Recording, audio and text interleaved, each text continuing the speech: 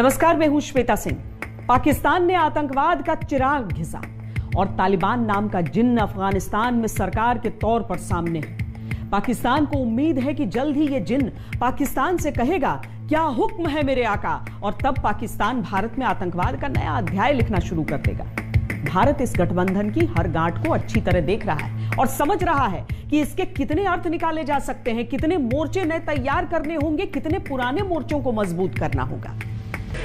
दुनिया के most wanted, खूंखार, बेरहम और कट्टरपंथियों की सरकार क्या बनी अफगानिस्तान में। पाकिस्तान को मौका मौका नजर आ रहा है। उसकी चोर आंखों में फिर से कश्मीर के गुलाबी डोरे तैरने लगे हैं। फिर से उसे अलगाव की आग तेज करने की हवा बहती महसूस होने लगी है। फिर से वो भारत को नुकसान पहुंचाने के मंसूबे पालने लगा है। लेकिन ये भारत है, नया भारत, जिसकी चीते सी चाल, बाज सी नजर और शौर्यवान साहस पर संदेह नहीं किया जा सकता। आतंकी गठजोड़ के फ्रेंडशिप बैंड्स अब बंधे हैं। भारत ने अपनी तैयारी पहले से ही कर रखी है।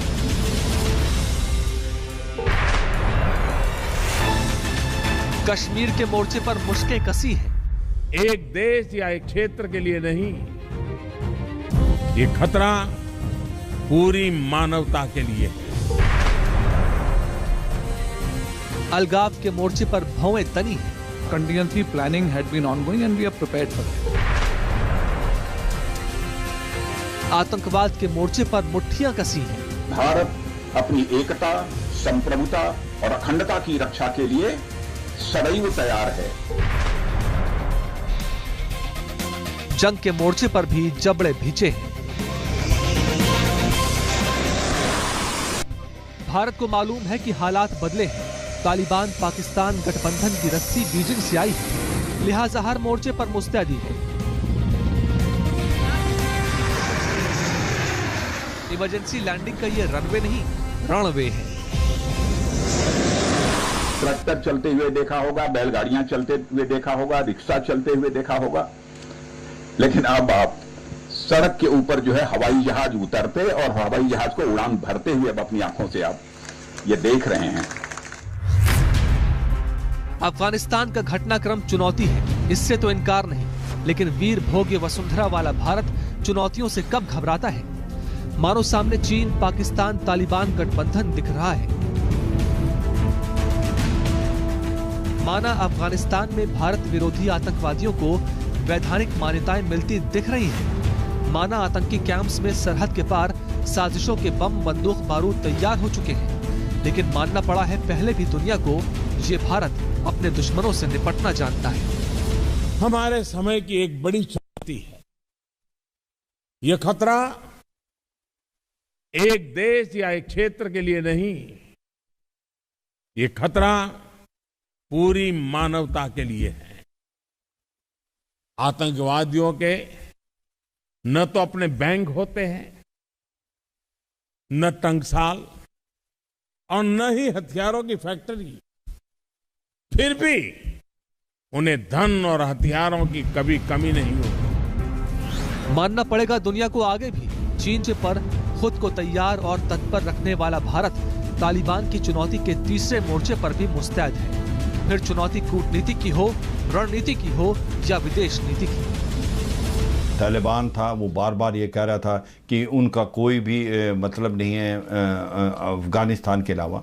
मगर अभी जो ऐसे स्टेटमेंट आ रही है तालिबान से, उन्होंने अपना दिखाया है कि जहाँ पर भी मुस्लिम हैं, अगर उनके अगेंस्ट कोई भी कार्रवाई हो रही है तो तालिबान उसको बोलेगा। और कश्मीर का नाम उन्होंने बड़े साफ शब्दों में बताया। तो मुझे लगता है आने वाले समय में एक बहुत बड़ी थ्रेट होगी जिस प्रकार से ये तालिबान ने स्टेटमेंट दी है। और आने वाले समय में ये मेरे को लगता है आतंकवादी घटनाओं को बढ़ावा आएगा जम्मू और कश्मीर में। अफगानिस्तान को साम्राज्यों की कब्रगाह कहा जाता है, तो अफगानिस्तान में भारत विरोधी आतंकी भारत का इतिहास भी समझ लें। भारत को आतंकवादियों का कब्रिस्तान कहा जाता है। ना समझ में आए तो पाकिस्तान से समझ लें, और अगर पाकिस्तान के इशारे पर तब भी वो भारत की सरजमीन पर कदम रखने को तैयार है, तो फिर भारत भी तैयार है। चुनौती है सामने, लेकिन आतंकवाद से लड़ने का भारत के पास पुराना अनुभव है। भारत को अच्छी तरह पता है कि पाकिस्तान के पास आतंक के कितने रास्ते हैं और भारत यह भी अच्छी तरह जानता है कि उन रास्तों को कैसे बंद किया जाता है। तालिबान पाकिस्तान गठबंधन के जितने साझा आतंकी मंसूबे हो सकते हैं, भारत ने उन पर नकेल कसनी शुरू कर दी। From the Indian perspective, we were anticipating a Taliban takeover of Afghanistan. We were concerned about how the terrorist activity from Afghanistan could overflow into India. And so to that extent, our contingency planning had been ongoing and we are prepared for that. Yes, the timelines have certainly surprised. ये भारत के general की हुंकार है और ये वो हुंकार है जिसकी गर्जना का मतलब बीजिंग और इस्लामाबाद अच्छी तरह जानते हैं।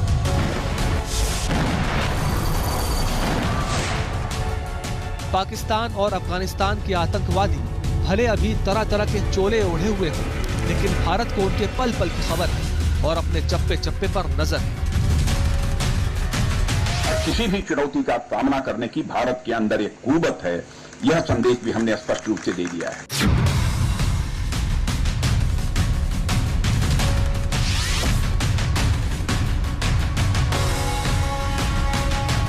अफगान आर्मी और अमेरिकी सैनिकों के छूटे हथियार अफगानिस्तानी आतंकवादियों को देकर पाकिस्तान फिर से आतंकवाद की नई नर्सरी तैयार कर रहा है। इस बार इसमें अफगानिस्तान में ट्रेन लगभग 200 आतंकी भी शामिल हैं। लेकिन भारत का पुराना इतिहास रहा है अपने दुश्मनों को मटिया मेट करने का।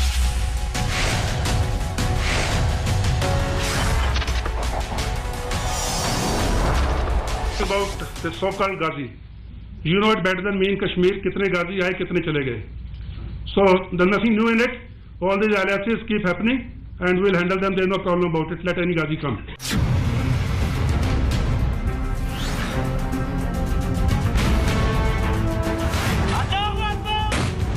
हिंदुस्तान से ये छुपा नहीं है कि किस तरह पाकिस्तान ने पंजशीर में तालिबान की मदद अपनी आर्मी भेजकर की। इस एहसान के बदले तालिबान पाकिस्तान के लिए क्या नहीं करेगा। कश्मीर पर तालिबान के बार बार बदलते सुर संकेत दे रहे हैं कि वो पाकिस्तान के दबाव में है।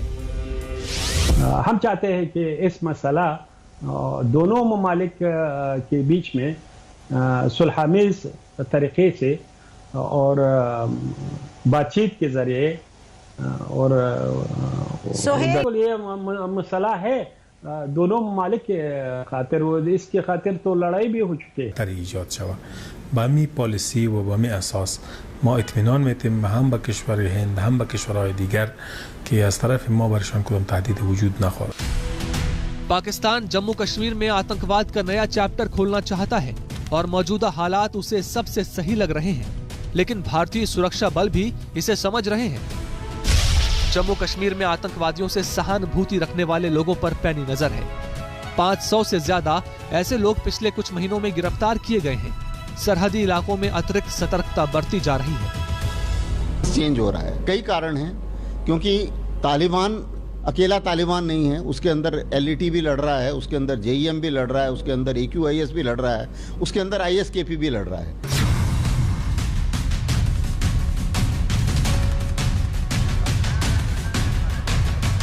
तालिबान के कंधों पर बंदूक रखकर पाकिस्तान कश्मीर के जो ख्याली पुलाव पकाने लगा था, भारत ने ब्रिक्स के सम्मेलन में उन ख्वाबों की हांडी को साजिश की भट्टी से उतारकर उसमें कूटनीति का पानी डाल दिया है। अफगानिस्तान की आड़ में आतंक और दहशत का कच्चा चिट्ठा भारत ने दुनिया के सामने रख दिया और समझा दिया है। बाकी भारत को अपने दुश्मनों से निपटना अच्छी तरह आता है, ये दुनिया अब जानती है। हमने BRICS counter terrorism action plan भी एडॉप्ट किया है। हाँ, तालिबान पाकिस्तान के साथ चीन की चुनौती भी अब पहले से थोड़ी और ज्यादा बढ़ी हुई है। जो तैयारी भारत की पहले पाकिस्तान चीन यानी 2 मोर्चों पर थी, उसमें आधा मोर्चा अफगानिस्तान की चुनौती का और जुड़ गया है। अफगानिस्तान में तालिबान की सरकार बने, इसके लिए पाकिस्तान ने कम से कम 2 दशक इंतजार किया और तैयारियां भी की। उसका पहला और आखिरी मकसद किसी भी रूप में भारत को नुकसान पहुंचाना होगा ही। रूस, चीन, अमेरिका के लिए यह वर्चस्व की लड़ाई में ग्रेट गेम पार्ट 3 हो सकता है। लेकिन सीमाओं से सटे क्षेत्र में परमाणु संपन्न दुश्मन और दुर्दांत आतंकियों की सरकार होने की चुनौती कितनी बड़ी हो सकती है तब जबकि आतंकियों के पास आधुनिक हथियार और न्यू टेक्नोलॉजी दोनों हो।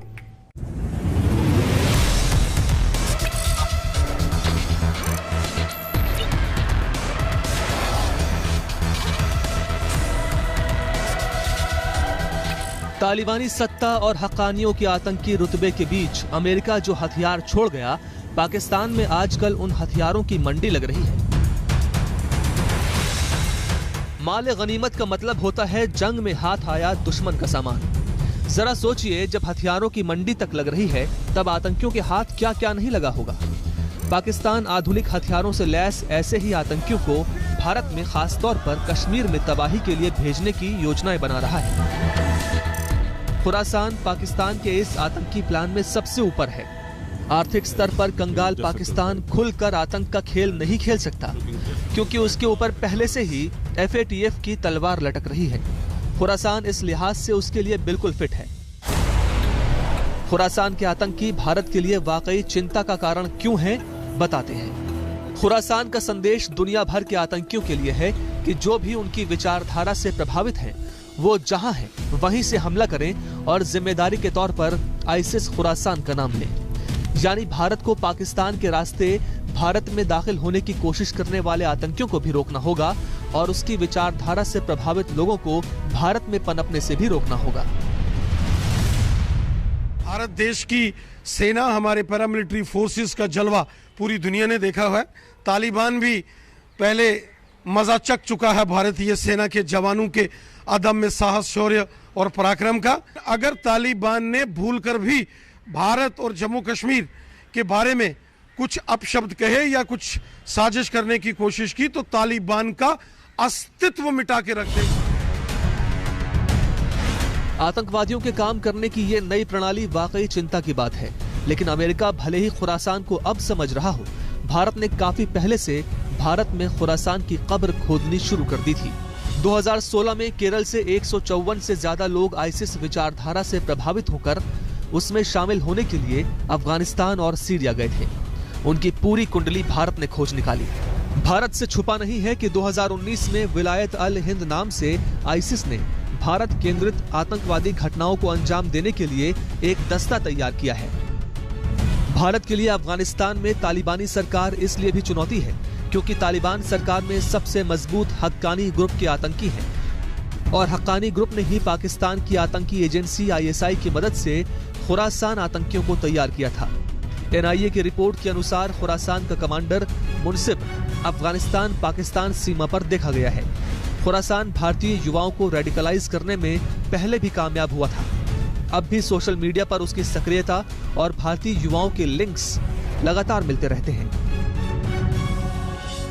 स्टेट एक बहुत ही कहते हैं कि एक प्रकार से बहुत जमड़ा हुआ है और वो अलकायदा के साथ हटने के बाद से शांति है। अलगाववादी अपने ठिकाने पर पहुंच चुके हैं। पाकिस्तान को कश्मीर की तरक्की बर्दाश्त नहीं हो रही। वो फिर से 90 के दशक का खूनी दौर लौटाना चाहता है। कश्मीर पाकिस्तान की सबसे बड़ी टीस है। 90 के दशक में जब अफगानिस्तान सोवियत सेनाओं के जाने के बाद जंग से खाली हो गया था, तब पाकिस्तान की ISI ने वहां के आतंकवादियों को कश्मीर भेजना शुरू किया था। अफगानिस्तान में तालिबान सरकार बनने के बाद कश्मीर में आतंकवाद का नया दौर पाकिस्तान के एजेंडे में फिर हो सकता है, क्योंकि पाकिस्तान को उम्मीद है कि पंजशीर में मदद उसने की, कश्मीर में मदद तालिबान करेगा। मुस्कुराता कश्मीर पाकिस्तान की पुरानी पीर है। वो गमों और बमों से बोझिल कश्मीर ही देखना चाहता है और ये ख्वाहिश पाकिस्तान की दशकों पुरानी है। जियाउल हक के दौर में ISI चीफ हामिद गुल ने अफगानिस्तान में आतंकियों की फौज खड़ी की थी। 90 के दशक में अफगानिस्तान जब विदेशी देशों की सेनाओं से मुक्त हुआ तो पाकिस्तान के पाले आतंकी बेरोजगार हो गए। हामिद गुल ने तब कश्मीर में उन आतंकियों को भेजना शुरू किया और कश्मीर को खून से लाल कर दिया। अब जब कश्मीर शांति और तरक्की के रास्ते पर है तो पाकिस्तान को अपनी आतंकी कौम से किया वो वादा याद आ रहा है जो जुल्फिकार अली भुट्टो ने संयुक्त राष्ट्र सभा में किया था। The people of Jammu and Kashmir, sir, are part of people of Pakistan. In blood, in flesh, in life, kith and kin of ours.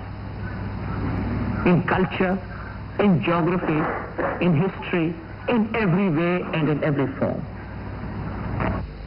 We shall never abandon, irrespective of our size, of our resources. We shall fight to the end. But we shall fight in self-defense. We shall fight for honor. We are not aggressors. We are victims of aggression. It was the duty of the Security Council to pronounce on who is the aggressor and who is the aggressed. Pakistan 1000 साल तक भारत से लड़ने की कस्में खाता और दोहराता रहता है, और वो वाकई इस लड़ाई को लेकर सीरियस है, ये उसके तरीके से समझ में आता है। 1948 में भारत पर कबायली हमले के रूप में आतंक के बीज बोए, प्रत्यक्ष हमले किए 1990 के दौर में, स्थानीय मुजाहिद के तौर पर कश्मीर में आतंकवाद को बढ़ावा दिया। 30 साल बाद वो फिर से अफगानिस्तान में आतंकी शासन की पटकथा लिखने के बाद खुरासान की मदद से भारत में नए हमलों की तैयारी कर रहा है। There might be a situation where the radicals might be able to strengthen themselves, and gradually some other proxies of theirs who may assume power, who may get political power, they would be able to float and make them take the power, which may be quite close to a regime or to the people who are able to influence the events from across the border. So the challenge before us is, how do we make these assumptions work? 1971 की जंग भारत के हाथों हारने के बाद और बांग्लादेश के रूप में बड़ा हिस्सा गंवाने के बाद पाकिस्तान के क्वेटा में पाकिस्तान मिलिट्री स्टाफ कॉलेज में एक मसौदा तैयार किया गया था। इसमें यह तय हुआ था कि सीधे युद्ध में भारत से जीतना संभव नहीं, लगातार आतंकवाद के जरिए भारत को कमजोर करते रहना होगा। इसके बाद से पंजाब में अलगाव का खेल शुरू हो गया था और धीरे धीरे जम्मू कश्मीर भी इसकी चपेट में आया। अफगानिस्तान दुनिया के लगभग हर आतंकी संगठन का गढ़ बन चुका है और पाकिस्तान उनका संरक्षक। असर भारत पर पड़ सकता है अगर जरा सी भी चूक हुई तो। पाकिस्तान तालिबान का गुरु है और अब वो तालिबान से गुरु दक्षिणा चाहता है। गुरु दक्षिणा ये कि तालिबान कश्मीर में पाकिस्तान के मंसूबों को सफल करने में मदद करे। लेकिन भारतीय सेना पूरी तरीके से चौकस है। हालांकि सरहद के कुछ इलाकों में घुसपैठ की कोशिशों की बढ़ी हुई गतिविधियां नजर आई हैं। महीने में कश्मीर के बांदीपोरा का चांजी इलाका गोलियों की तड़तड़ाहट से गूंज उठा था। सुरक्षा बलों ने एक आतंकवादी को मार गिराया। मारा गया आतंकवादी पाकिस्तान के जिहादी संगठन लश्कर-ए-तैयबा का शीर्ष आतंकी था। मानने को माना जा सकता था कि यह आतंकवादी हमला अक्सर होने वाले हमलों जैसा ही था, लेकिन जब यह पता चला कि यह आतंकी जुलाई महीने में बांदीपोरा में ही मारे गए 3 आतंकवादियों का साथी था, तब सुरक्षा बलों को एहसास हुआ कि ये एक कड़ी है, क्योंकि पहले भी बांदीपोरा से ही 5 आतंकी पकड़े गए थे और ये 5 आइसिस खुरासान से जुड़े थे। बीते कुछ समय में पाकिस्तान से सटे कश्मीर के अलग अलग इलाकों में सुरक्षा बलों पर हमला, आतंकवादियों से मुठभेड़ और हथियारों की बरामदगी, गोला बारूद मिलने के मामलों में अचानक तेजी हुई है। इसके अलावा स्थानीय नेताओं की हत्याओं का सिलसिला भी शुरू हुआ है। जो चौंकाने वाली बात है वो ये है कि बीते कुछ दिनों में एलओसी के करीब नॉर्थ कश्मीर के बांदीपोरा, कुपवाड़ा, बारामूला में आतंकी घटनाएं बढ़ी हैं और इनमें अधिकतर स्थानीय नहीं बाहरी आतंकवादी शामिल होने की रिपोर्ट्स मिली हैं। खुफिया रिपोर्ट्स के मुताबिक घाटी में करीब 200 आतंकवादी सक्रिय हो चुके हैं, जिनमें से 40% पाकिस्तानी हैं। पाकिस्तान की खुफिया एजेंसी ISI अब पाकिस्तान के जेलों में बंद IS खुरासान और अल-कायदा के कैदी जो हैं उनको अब कश्मीर घाटी में भेजने की तैयारी कर रहा है। खुफिया एजेंसीज की माने तो IS के और अल-कायदा के जो सक्रिय मिलिटेंट हैं, चाहे वो अफगानिस्तान में हो या फिर पाकिस्तान में हो, वो भारत में स्लीपर सेल्स के संपर्क में है। कहा जाता है कि अब वो घाटी के अंदर युवाओं को ब्रेन वॉश कर रहे हैं। ISI अब सोचता है कि तालिबान के द्वारा वो कश्मीर घाटी में आतंक को और जबरदस्त बढ़ावा देगा। भारत को चिंता इस बात की है कि पाकिस्तान अपनी पूरी ताकत लगाकर घाटी में फिर आतंकवाद के दिन लाना चाहता है। तालिबान किसी भी रूप में अगर मजबूत होता है तो उसमें पाकिस्तान को ही फायदा होता है। 1996 में जब पहली बार अफगानिस्तान में तालिबान सरकार बनी थी, तब अचानक से कश्मीर में आतंकी घटनाओं की जैसे बाढ़ आ गई थी। लगभग 4500 आतंकी हमले सामने आए और करीब 1400 कश्मीरी नागरिक मारे गए थे। लेकिन ना तो ये 90 का दशक है, ना ये पुराना भारत है। भारत ने आतंकवाद की पूरी तरह कमर तोड़ रखी है। आतंकी बच नहीं पाते अब। इस साल सुरक्षा बलों ने आतंकवादियों के खिलाफ 36 ऑपरेशंस किए, जिनमें 86 आतंकवादी मारे गए, 80 कश्मीर में और 6 जम्मू में। इनमें आधे से ज्यादा पाकिस्तानी लश्कर-ए-तैयबा के आतंकवादी थे। 20 आतंकवादी तो अभी जुलाई महीने में ही मारे गए, जिनमें 4 पाकिस्तानी थे। यानी आतंकवादी घटनाएं अगर अचानक से बढ़ी तो उनका खात्मा भी तेजी से शुरू हो चुका है। जो डायनेमिक्स हैं वो 20 साल में बहुत चेंज हो गए हैं। क्या तालिबान अपने पुराने ही हाल पे रहेगा और पाकिस्तान के इन्फ्लुएंस में आके हिंदुस्तान के ऊपर चोट पहुंचाने की कोशिश करेगा? ये हमें वेट करना पड़ेगा। बट एक चीज़ मैं ज़रूर कहूँगा दावे के साथ, हिंदुस्तान भी जो 1990 और 95 में था वो आज 2021 में वो नहीं है। आज हम कहीं ज़्यादा पावरफुल हैं, कहीं ज़्यादा इन्फ्लुएंशियल हैं। हमारी फ़ौज हो गई, हमारी इकॉनमी हो गई। भारत के लिए थोड़ी सी चिंता की बात यह भी है कि अफगानिस्तान में सरकार बनने के बाद हक्कानी नेटवर्क के करीब 10,000 आतंकवादियों का काम अब खत्म हो चुका है। इनके पास अब कोई भी मिशन नहीं है। हक्कानी नेटवर्क ISI के इशारे पर इन आतंकवादियों को मिशन कश्मीर पर लगा सकता है और धरती इस्तेमाल की जा सकती है अफगानिस्तान की, ताकि भारत सर्जिकल स्ट्राइक या बालाकोट जैसी एयर स्ट्राइक पाकिस्तान पर न कर सके।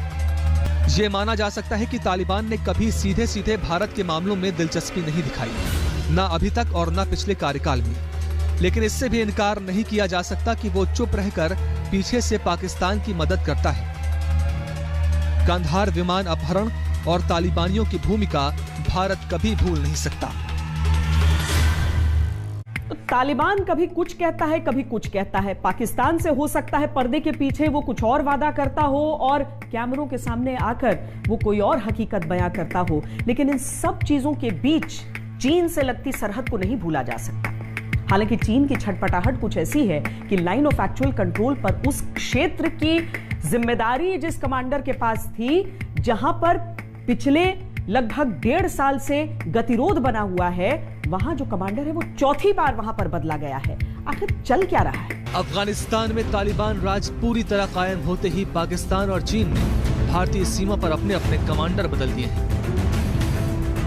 पाकिस्तान ने ISI चीफ फैज हमीद और मुल्ला बरादर की मुलाकात के बाद ये बदलाव किया है और चीन ने तो चौथी बार अपना कमांडर बदला है। चीन की तरफ से LAC की जिम्मेदारी पीपल्स लिबरेशन आर्मी के वेस्टर्न थिएटर कमान के पास है।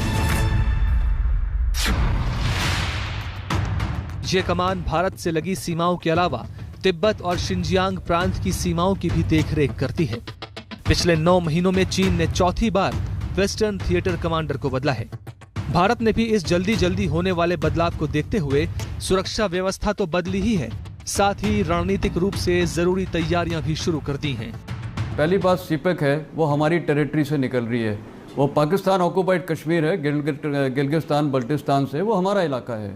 ठीक है, तो उनको पता है कि वैसे इंडियन आर्मी जब भी चाहे या हमारी देश में जब रिजॉल्व हो, हम उसको इंटरफेयर कर सकते हैं, हम उसको कॉस्ट प्रोहिबिटिव बना सकते हैं उनके लिए सीपेक।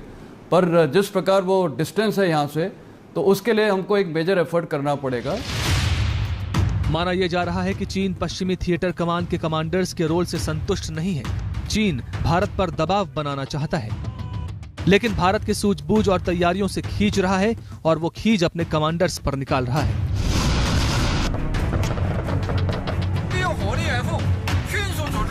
मन में यह सवाल आना लाजमी है कि चीन LAC पर ऐसी क्या ख्वाहिश रखता है जिसे उसके कमांडर्स पूरी नहीं कर पा रहे हैं। इसका जवाब यही हो सकता है कि चीन LAC को फिर से सुलगाने की तैयारी में है।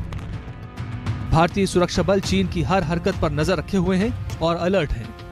इस समय इंडो पैसिफिक में, साउथ चाइना सी में US और चाइना के बीच में कशमकश चल रही है। US लेड जो ऑस्ट्रेलिया, जापान, इंडिया का क्वाड है, वो हर कोशिश कर रहा है कि चाइना किसी तरह अपना वर्चस्व जो बनाना चाहता है इंडो पैसिफिक में वो ना बन पाए, उस पर कंट्रोल रहे। तो अगर चाइना अफगानिस्तान में अपना कंट्रोल बनाता है, अपना एक अधिकार बनाता है, तो वो भी एक पॉसिबिलिटी है कि वो अपने आप को इसके थ्रू एक US के ऊपर काउंटर करने की कोशिश करे। LAC पर भारत न सिर्फ अडिग है बल्कि चीन को करारा जवाब भी दे रहा है। चीन इससे झुंझला चुका है और अब कमांडर्स बदलाव के जरिए एक तो भारत पर जवाब बनाना चाहता है, दूसरे उसकी तैयारी विवादों का नया मोर्चा खोलने की हो सकती है। दरअसल पश्चिमी थिएटर कमान को जनरल जॉग यूशिया पहले कमांड कर चुके हैं और इस समय जनरल यूशिया चीन की सेना में सर्वोच्च निर्णय लेने वाले दूसरे नंबर के अधिकारी हैं। माना जा रहा है कि कमांडर बदलाव का फैसला उनकी सलाह पर किया गया है। यहाँ ये भी याद दिलाते चलें कि ये वही कमांड है जिसके सैनिक डोकलाम विवाद और 2020 लद्दाख विवाद में शामिल थे। दरअसल जब से अफगानिस्तान में तालिबान सरकार बनी है तब से चीन और पाकिस्तान ही सबसे ज्यादा उत्साहित है। चीन ने तो तालिबानियों को शांति का दूत तक घोषित कर दिया है। चीन तालिबान की ओर से अंतरिम सरकार की घोषणा और जरूरी पदों पर तैनाती को काफी महत्व देता है। इससे अफगानिस्तान में 3 हफ्तों से अधिक की अराजकता खत्म हो गई है। अब जरूरी है कि देश की व्यवस्था कायम हो और उसका पुनर्निर्माण किया जाए। हमने तालिबान के इस बयान पर भी गौर किया है। अंतरिम सरकार बनने का मकसद जल्द से जल्द सामाजिक और आर्थिक बहाल करना है। सैन्य तनातनी के अलावा पाकिस्तान और चीन अफगानिस्तान के आतंकवादियों का इस्तेमाल कर सकते हैं, लिहाजा भारत के लिए चुनौतियां बढ़ी हैं। चुनौतियों ने जितने मोर्चे खोले, भारत ने उन पर नाकाबंदी कर दी।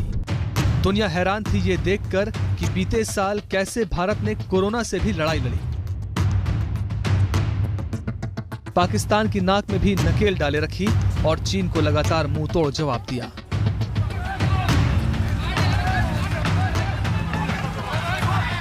हमें इन आतंकी घटनाओं के सबक को याद रखना होगा, तो साथ ही मानवीय मूल्यों के लिए पूरी आस्था के साथ प्रयास भी करते रहना होगा। चुनौतियां फिर बदली हैं। इस बार चीन पाकिस्तान के साथ तालिबान का तीसरा मोर्चा भी खुला हुआ दिख रहा है। बात सिर्फ आतंकवादियों तक सीमित नहीं है। चीन पाकिस्तान की जुगलबंदी मध्य एशिया में भारत के लिए कूटनीतिक तौर पर भी चुनौतियां तैयार कर रही है। तालिबानी सरकार इसमें उनके लिए एक और प्लस पॉइंट है। आप देखिएगा चीन की नजर किसके ऊपर है? बगराम पर। जिस तरीके से हम्मन टोटा चला गया श्रीलंका के हाथ से, उसी मापेक आप देखेंगे कि धीरे धीरे करके, चाहे वो खान कॉरिडोर हो, चाहे वो बगराम एयरफील्ड हो नेक्स्ट टू काबुल, ये सब का सब चीन के हाथ में जाएगा। भारत को अपनी शक्ति और सामर्थ्य का अच्छी तरह अंदाजा है।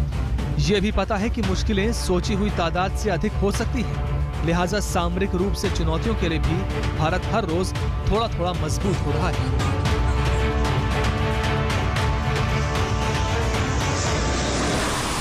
पाकिस्तान की सीमा से सिर्फ 40 किलोमीटर दूर लैंडिंग स्ट्रिप पर भारतीय वायुसेना का ये युद्ध अभ्यास भारत की तैयारियों की सिर्फ एक झलक है। पता है दुश्मन बढ़ रहे हैं, आपात स्थितियों के लिए हमेशा तैयार रहना होगा। पाकिस्तान चीन के 2 मोर्चों के साथ किसी भी तीसरे मोर्चे की चुनौती के लिए हमेशा तत्पर। हमारी इस खास पेशकश में आज के लिए इतना ही। देश और दुनिया की बाकी खबरों के लिए आप देखते रहिए आज।